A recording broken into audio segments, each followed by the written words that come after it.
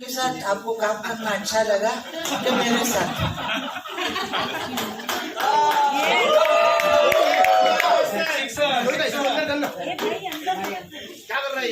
आई ने इतना difficult question मुझसे पूछ लिया है।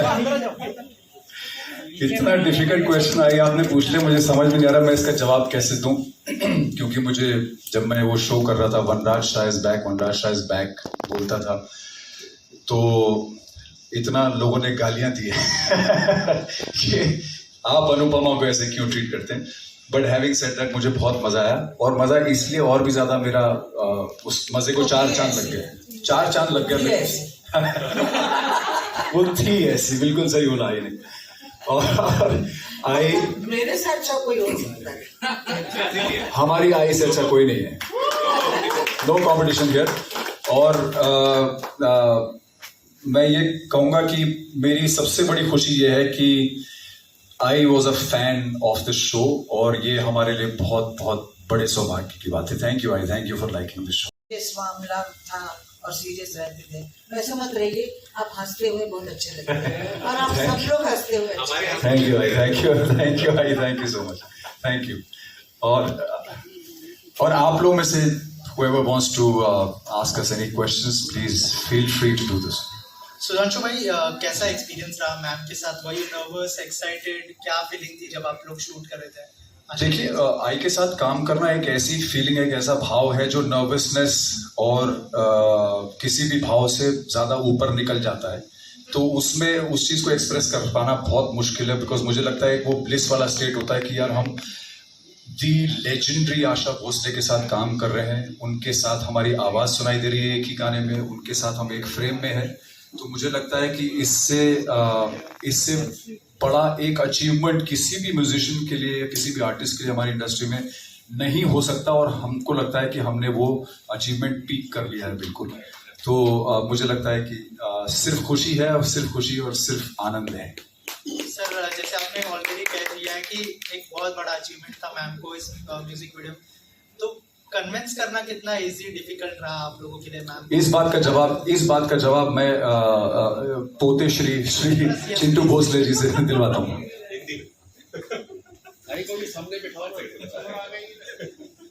एक तो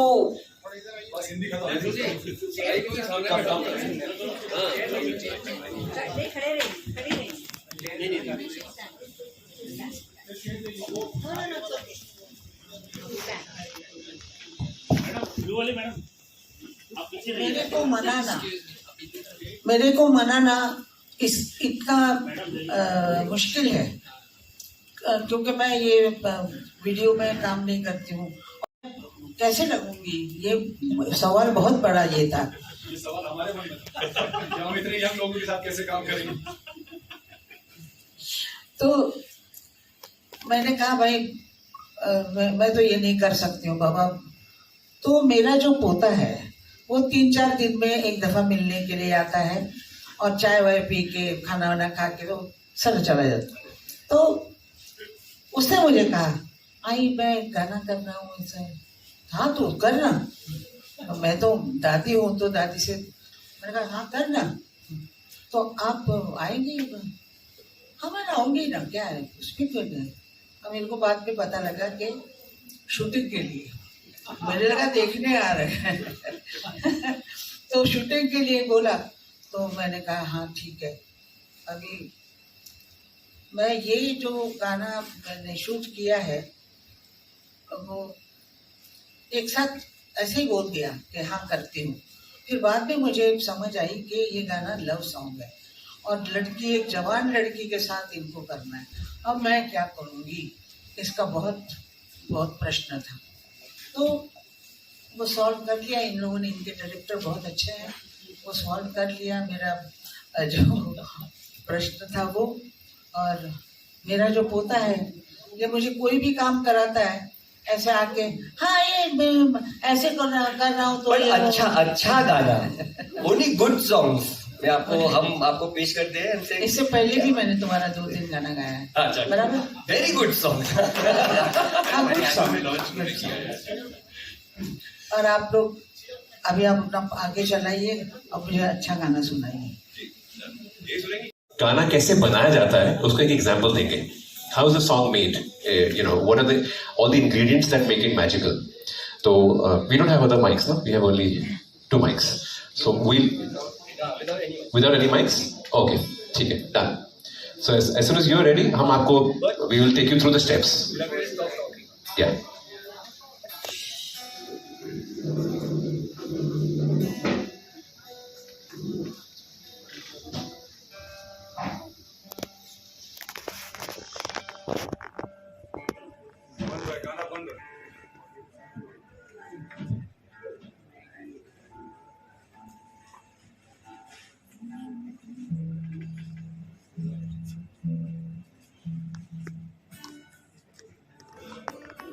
चेक.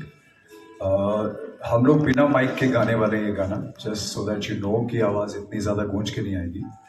और दूसरा ये कि आज जैसे माँ सरस्वती के सामने सब लोग नतमस्तक हो जाते हैं, आज मेरा गला नतमस्तक हो चुका है पहले से.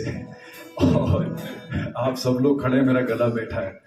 तो but we will still sing it for you in the best possible without mic.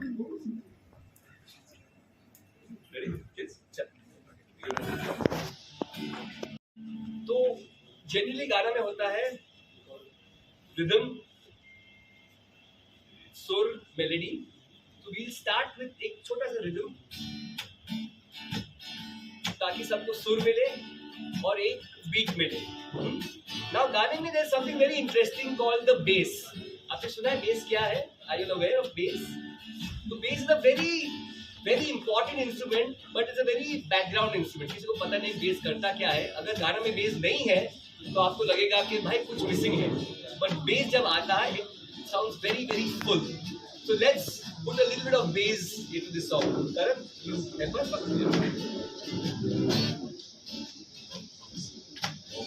Pick up mic, just for the bass.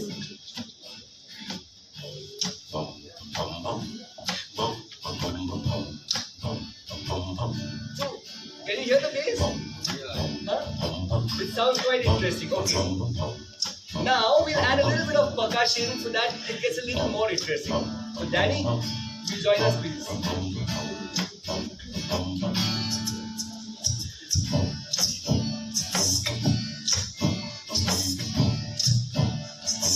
और इसको थोड़ा और इंटरेस्टिंग बनाने के लिए a little bit of fun मस्ती वाला music. So come on, Sheryl, join us.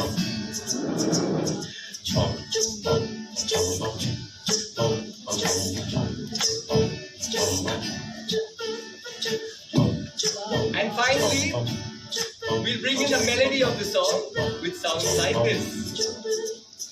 जो भी है ये दिल है मेरा, तुझसे जबसे है ये. And some harmonies. जहाँ जाएगा तेरे संग आएगा, मेरी सुनता नहीं है बाबला.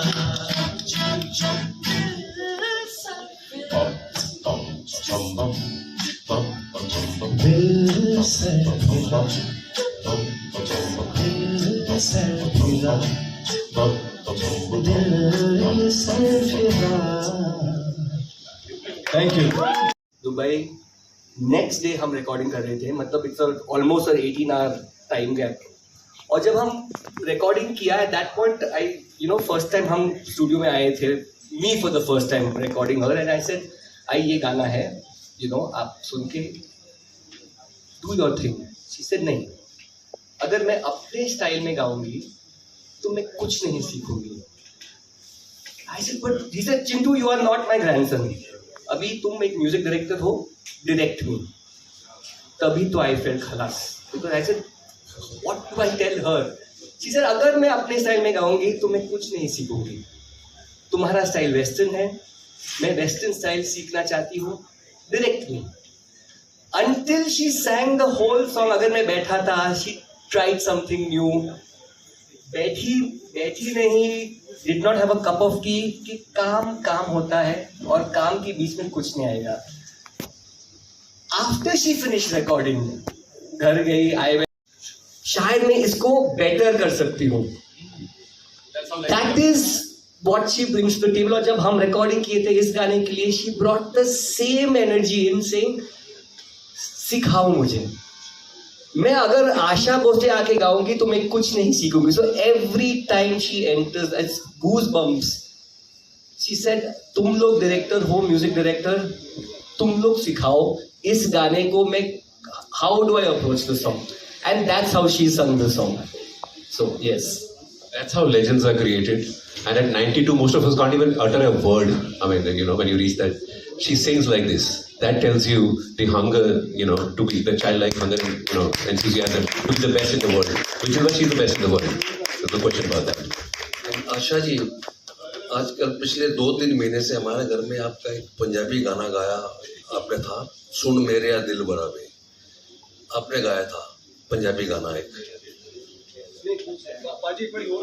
हाँ, आपने एक पंजाबी गाना गाया था, सुन मेरे दिल बरा, रफी साहब के साथ. तो मेरी वाइफ आजकल 3 महीने से डेली सुन रही, कहती है आशा जी तो ये पंजाबी है, कोई बोल नहीं सकता कि महाराष्ट्र में. आपने एक्सेंट में इतना अच्छा ध्यान दिया. सेकेंडली आपने नानक नाम जहाज में मेरे साहब दो मैं मान गाया था, उसमें भी प्रोनाउंसिएशन में इतना बढ़िया ध्यान दिया. उसमें कुछ टाइम आपने मेहनत की थी, ये बताइए. मैं मराठी लड़की हूँ, महाराष्ट्र से, बिल्कुल कोल्हापुर से. मतलब आए थे हम लोग बॉम्बे, और मराठी बहुत बोलने से हिंदी हमें मालूम नहीं थी. जब हिंदी नहीं मालूम थी, गाने तो आए लेकिन लिख के पढ़ के हो सकता है. तो मैंने ऐसे किया कि शार्दुल क्वात्रा करके असिस्टेंट थे म्यूजिक डायरेक्टर के, तो बोलते थे भाई कितने जाता है. तो मैं सोचती थी इससे क्या बोला, कितने मतलब कुठे, जाना मीन जाता है, कितने जाता है कुठे चालला है. ऐसे कर के मराठी में उसका ये करके अनुवाद करके फिर मैंने पंजाबी पैड़ा पोस्ती, ये पहली पिक्चर मैंने उस वक्त गाई थी, कुछ 45 में, मतलब उस वक्त था वही. मैं नई आई थी और दूसरी एक फिल्म पंजाबी की बन रही थी, पैड़ा पोस्ती. तो ये कहता है पैड़ा, तो हम लोग बोलते हैं पैड़ा पोस्ती, और तो भैया, तो हनेरी, तो कोंडविच, ऐसे सब बातें जो होती हैं जो पंजाबी की, वो मुझे आती है. और मैं पंजाबी जब बोलती हूँ तो मुझे सब कहते हैं तू जाटा वर्गा बोलते नहीं. तो पंजाबी आती है मैनू सरदार जी, सत श्री अकाल जी. और आज मैं वहाँ थी, उसी रूम में थी, उनके फोटो के सामने खड़ी थी, तो यही सोच रही थी कि खुशी है कि दुख है. जिस आदमी का बर्थडे है वो है नहीं और हम मना रहे हैं, तो खुश रहूं कि खुश मतलब दुखी हूँ, मुझे नहीं पता. मुझे ऐसा लगता है कि वो होने चाहिए थे. और बहुत सारे खूबसूरत गाने दिए. उनकी 100वीं जन्म 100th बर्थ एनिवर्सरी आने वाली है, गुरुदत्त साहब. तो उनके बारे में क्या कहेंगे? बड़े अच्छे डायरेक्टर थे, बहुत अच्छे आदमी थे, लेकिन मेरा उनके साथ ज़्यादा काम नहीं हुआ था. एक आध दूसरा गाना गाया था मैंने, तो बहुत इतना ज़्यादा गाया था मैंने, नहीं कुछ ज़्यादा गाया था मैंने साहब देवी गुलाम में, भौरा बड़ा नादा, ये गाना गाया था, और एक गाना गाया था. The full song she has alaped her way as an instrument does. It's called Coming Home. YouTuber आहे, it's on YouTube, and it goes साऱ्या निराशा क्लेश वेदना विसरतो मी तिथे तिच्या पंखाच्या मौबेला आसुसला मी इथे. And the song goes on, so please have a look at it. Coming Home in Marathi. So much.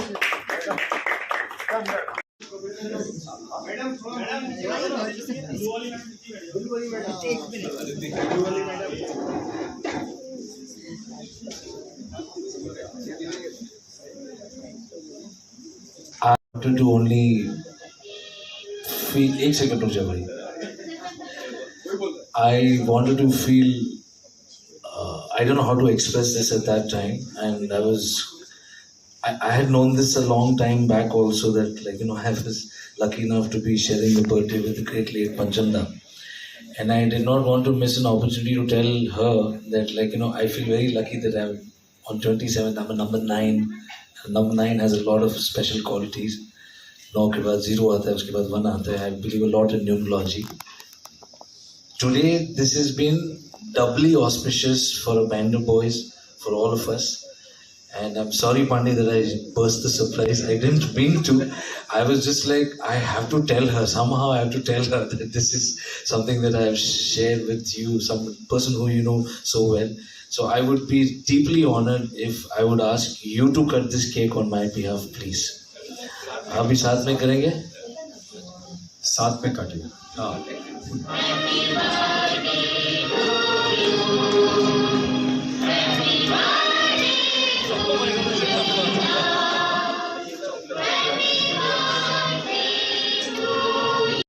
ये गाना देख रहे हैं अपने अंदर भी there was a big break in between the first line, लेकिन फिर से एक बार फिर से कमबैक कहना सही होगा कि नहीं पता नहीं, लेकिन फिर जो डिफरेंस आप उस गाने वहाँ उस वक्त में देखते और अभी के वक्त क्या 23 इयर्स हुए.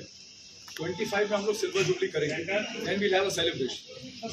अभी सिर्फ 2 इयर्स और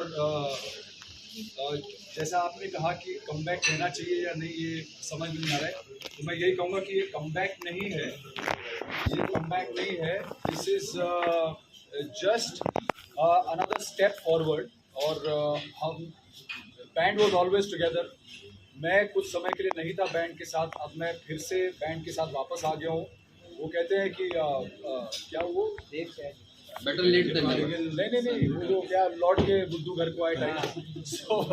तो मुझे लगता है कि मैं वापस आ गया हूँ और अब मैं उतना बुद्धू नहीं रहा. तो आई वांट ये इजाफा हुआ है 23 साल में. हाँ, so I want to हाँ. तो 25 years ago largely music जब बनते थे, it was with live music, live musicians. अभी बहुत इलेक्ट्रॉनिक हो गया है, बहुत डिजिटल बनते हैं और इतना स्पेसिफिक हुआ है कि digital you can not tell difference कि ये लाइव बजाया गया है या एक्चुअली कीबोर्ड में बजाया गया है या डिजिटल है, बिकॉज इट्स फैंटास्टिक जो टेक्नोलॉजी है. Because of this lots more music is being made studio में, और अनफॉर्चुनेटली लॉट लेस म्यूजिशियन का ज़रूरत है. बट आई थिंक जो ये गाना है जो हमने बनाया है, हमारा जो फर्स्ट गाना था मेरी नींद was more digital. Of course there were live instruments also, but it was a very modern digital sounding song. ये गाना is very organic,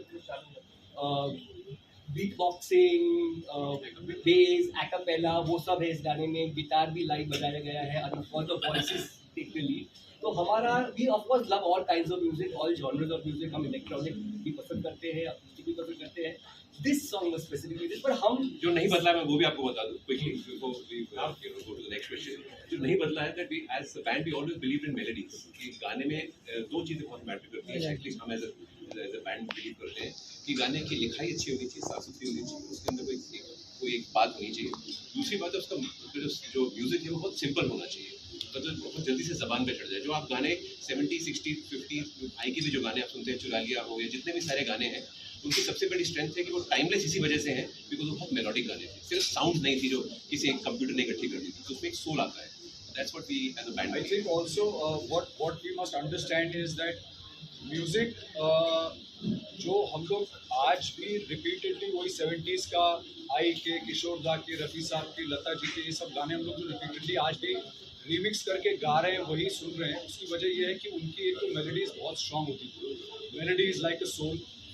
and most important is that जो लिरिक्स उस वक्त यूज़ की जाती थी, जो वर्ड्स यूज़ किए जाते थे, वो इतने गहरे होते थे, इतने सिंपल होते थे, लेकिन उनकी गहराई बहुत होती थी. तो आनंद बख्शी हैं, ये सब लोग ऐसी लिखाई लिखते थे कि वो एक एक शब्द आपको सीधे हार्ट में हिट करता था. आज की डेट में वो शायद चीज़ मिसिंग है, क्योंकि आज की डेट में शब्दों का इस्तेमाल नहीं हो रहा है, गाली गलौज का भी इस्तेमाल हो रहा है, और बहुत सारी ऐसी चीज़ों का इस्तेमाल हो रहा है जो समझ में नहीं आता है. वो सुनने का मन नहीं करता, उससे दूर भागने का मन करता है. So music is the language of the soul. और मुझे ऐसा लगता है कि म्यूजिक को हम लोग, साउंड हमेशा चेंज होती रहेगी as time passes by, we keep evolving. तो साउंड बदलती रहती है लेकिन मेलोडी जो है, जैसे आदमी की बॉडी बदलती है but the soul remains the same. तो इसी तरह से मेलोडी जो है, और मेलोडी और लिरिक्स वो सोल है और बॉडी है साउंड जो बदलती रहती है, लेकिन सोल कभी नहीं बदल सकती. तो मेलोडी के बिना कोई गाना कभी भी सक्सेसफुल हो ही नहीं सकता है. सर जी सर, लिखावट के अलावा जो विजुअल भी बहुत अच्छा था, पिंक एंड व्हाइट का जो यूज किया था सर, बहुत अच्छा लगा था. थोड़ा उस बारे में बताइएगा. बहुत देखने बहुत फॉरवर्ड था. मैं अपने मुंह से अपनी क्या तारीफ करूँ. नहीं. So this was Sudhanshu's idea. At least that when I heard about it, I was like, pink. नहीं, हर बंदे को थोड़ा पिंक होना चाहिए. It was just a very creative concept. पता नहीं वो क्या पी रहा था, कौन सा पानी पी रहा था. आई की साड़ी के साथ मैच हो रहा है, तो it's very symbolic. I think वो सुधांशु जो तूने ब्रीफ हमें दिया था, I think it's the best that the world of कि क्या ब्रीफ दे रहा है हमारे लिए. व्हाइट हमारा सिग्नेचर है, ये सबको पता है. पिंक कहाँ से आया ये?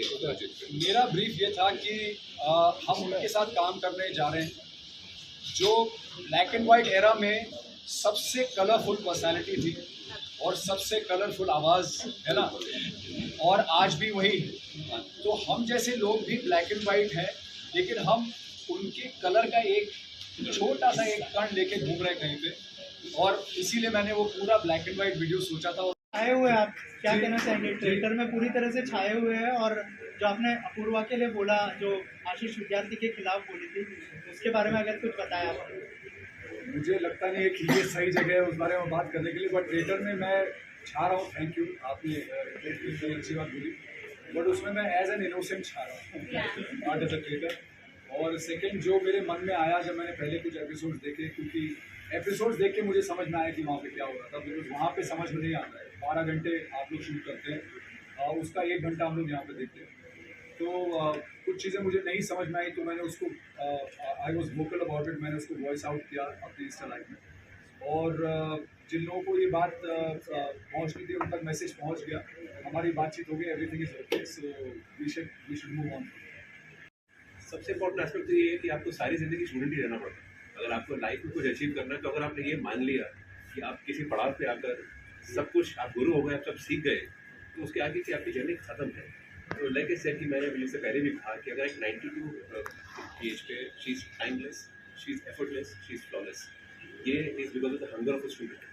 ये अगर आप कोई भी हम म्यूजिशियन हो या राइटर हो या एक्टर हो, he wants to grow in life, so the only way you can stay a student for the medium that you belong. And her dedication to her art is, even today she does not know what ice cream tastes like, because she said गला खराब हो जाएगा, मैं नहीं खाऊंगी. So that is the dedication. रियाज का फर्क समझ आता है. आपने ये बोला कि हमने क्या सीखा, यही हमारे लिए कॉम्प्लीमेंट है कि हम, आपको लग रहा है हमने सीखा कुछ, यही हमारे लिए बहुत बड़ा कॉम्प्लीमेंट है. ये टाइटल जो लगा है, सर फिरा, दिल सर फिरा, तो इसमें किस का सर फिर चुका है? मेरा उस पे तो उस तरह फिरा है. उस तरह. एक्चुअली ये कॉन्सेप्ट जो है वो है, जब इंसान प्यार में होता है तो उसका दिल थोड़ा सा मैं रिवील नहीं करना चाह रहा था कि कौन है वो लड़की. कभी दिल बच्चा होता है, कभी सर फिरा होता है. मेहुल जी, आप कुछ कहना चाहेंगे? जो द डायरेक्टर कुछ मैं एक्चुअली वेट ही कर रहा था कि मेरा टाइम कब आएगा. किस तरह का दबाव था जब आप लता दीदी को शूट कर रहे थे? आशा जी. हाँ जी, पहले तो मैं ये बात करूँ कि 2007 में मैंने आशा जी के साथ एक काम किया था, जिसमें मैं एज ए कोरियोग्राफर था. तो मुझे, मेरे लिए बहुत ही प्राइसलेस मोमेंट था जब मुझे सुधांशु भाई ने इस चीज़ के लिए बताया कि हमको ये करना है और आशा जी के साथ करना, तो मैं तो उछल पड़ा, क्योंकि मुझे ये अवसर मिस नहीं करना था. क्योंकि मैं चाहता था कि हर एक कैरेक्टर की ख्वाहिश होगी कि किसी लेजेंडरी के साथ काम करें, राइट. तो मेरे लिए बहुत सौभाग्य की बात थी है, और फिर हमने डायरेक्टली इस चीज़ को बोला कि चलो करते. और मैं बहुत नर्वस था एक्चुअली कि आशा जी अभी कैसे रिएक्ट करेगी, मैं कैसे अप्रोच करूँगा, अगर मुझे कुछ ठीक करना है, कुछ एंगल चेंज करना है, या बैठ के करना है, खड़े रह के करना है, तो मैं तो बड़ा ही नर्वस था. बट जब मैं वहाँ पहुँचा तो जो वार्म देखा मैंने, आई का जो स्वभाव देखा, और इतना ही नहीं कि आई ने तभी बोला पे पहचान भी लिया मुझे, जब मैंने उनको गाना दिखाया तो आई ने बोला कि हाँ ये गाना मैंने किया था जो हम लोग ने शूट किया था, तो इट वॉज ब्यूटीफुल एंड मैं बहुत अपने आप को बहुत सौभाग्यशाली फील करता हूँ कि मुझे मौका मिला बैंड ऑफ बॉयज़ के थ्रू फिर से आशा जी को एक बार काम करने का और उनको डायरेक्ट करने का। बड़ा इन पे गुस्सा भी आता था, जेलस भी होते थे कि इतने गुड लुकिंग बॉयज, क्योंकि मेरे बाल लंबे लंबे होते थे, मैं इतना फिट नहीं था, बट ये first I think Indian good looking boys थे जो एक साथ आए हैं। सो मैं इनके लिए जोरदार तालियां अभी कि अभी ये फिर रॉक करेंगे, पहले भी रॉक करते आए हैं और अपने अपने जगह पे अब वापस ये म्यूजिक इंडस्ट्री में आए हैं। और सबसे बड़ी बात है कि आशा जी ने इनको आशीर्वाद दे दिया है, तो दे विल रॉक फॉर श्योर। मेरी नींद उड़ गई है मेरा ये बिकॉज ये सभी एक्टर्स तो अच्छे हैं ही हैं, लेकिन उसके साथ साथ मल्टी टैलेंटेड हैं, गुड लुकिंग बॉयज भी हैं, सिंगर्स भी हैं। बहुत कम ऐसा कॉम्बिनेशन होता है कि एक सिंगर मेरे जैसा हैंडसम भी हो सॉरी मैं इनके बारे में बात कर रहा हूँ, और they are very good actors and dancers performers.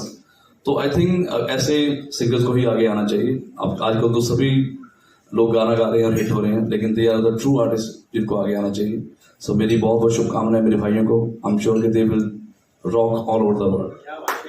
Because I थोड़ा सा टायर्ड है अब, और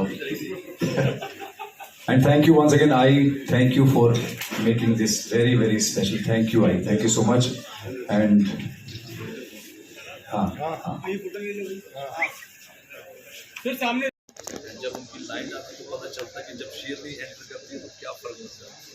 सबसे बड़ी बात उन्होंने हाँ करी है इस गाने के लिए, ये बहुत बड़ी बात है। आजकल बॉलीवुड में कोई भी कोलैबोरेशन नहीं हो रहा है, कोई सिंगर एक दूसरे के साथ गाने गाता, सिवाय उनको कोई फिल्म का गाना दे दो तो सारे एक दूसरे के साथ प्लेबैक सिंगिंग करते हैं, बट कभी भी एल्बम को लेके जैसे अदनान सामी को भी उन्होंने सपोर्ट करा था, तभी तो आशा आई थिंक उनको बहुत बड़ा दिल है, बहुत कुछ उनसे सीखने को मिलता है। अपनी की साइड पर रखिए, अपना नाम साइड